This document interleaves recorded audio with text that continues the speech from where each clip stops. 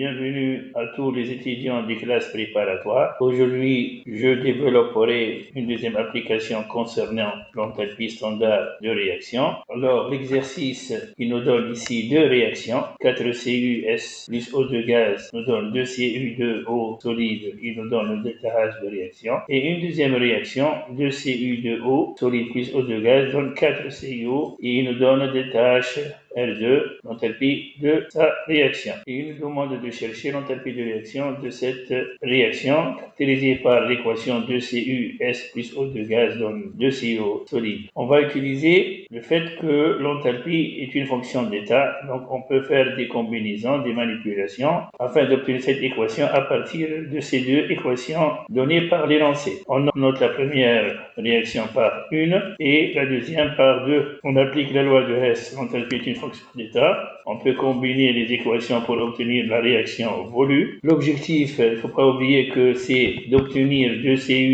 plus O2 donne 2CO. On va faire des manipulations, des opérations. On va prendre la réaction 1. Vous voyez là, il y a 2Cu et là, il y a 4Cu. Donc, on va diviser par 2 cette équation. J'aurai 2Cu plus 1 demi O2 parce que j'ai divisé par 1 demi. Et là, Cu de O. Et puisque l'enthalpie est une fonction extensive, donc on va diviser la valeur donnée par 2. Delta H devient égal à moins 66,5 kJ. Pour la seconde, vous voyez là, j'ai 2 Cu, O on produit, et là, dans la réaction 2, j'ai 4 Cu. Donc on va diviser aussi par 2. J'aurai ici divisé par 2 Cu de O, par 2 sera 1 demi O2, et là par 2, j'aurai 2 CuO. Delta H, une fonction extensive, sera divisé par 2. Moins 287,2 égale à moins 143,5 kJ. On va faire maintenant l'addition de ces deux. Additionnant donc ces deux équations, donc j'aurai CuO2 ça s'en va. Voilà, si j'additionne,